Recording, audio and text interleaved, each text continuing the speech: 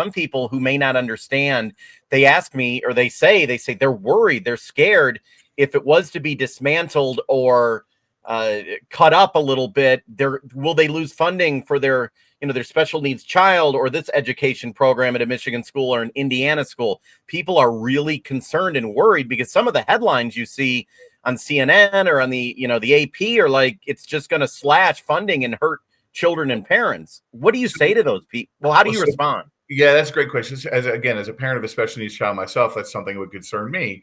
Yeah. But the reality is the Department of Education and the president can't get rid of special ed funding, right? It can change how it flows. It can change where it goes. But special ed comes through the IDEA legislation, and it's part of that conversation. So he can, people should rest a little easy and let the process work, and remember also that the federal government expenditure is only 10 cents on the dollar. Right. So now that doesn't matter for kids who have special needs or for Title I. I mean, the real question here is, how do we allocate these funds? The administration in their executive order has made it super clear that they want the federal government to allocate these funds to families. Right. They want the families to get the benefits of these programs. So, for example, in a state like Indiana, where we have a ESA program for special needs kids, right, you can take your kid and customize education.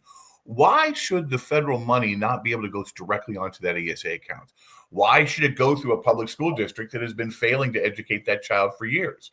Why can't it just be given directly to the parent? The same thing could be true for Title I. What about low-income families who receive scholarship programs, right? Why can't the federal money for Title I just literally be given to the school that they attend on purpose, right? Rather than going through the district, right? So the EO, the executive order that the administration is looking at, is trying to make sure that it becomes choice-friendly expenditures. So people who are worried about it should actually be excited about it in some ways, because that means they might have much more direct access and control over the dollars they get for their kids.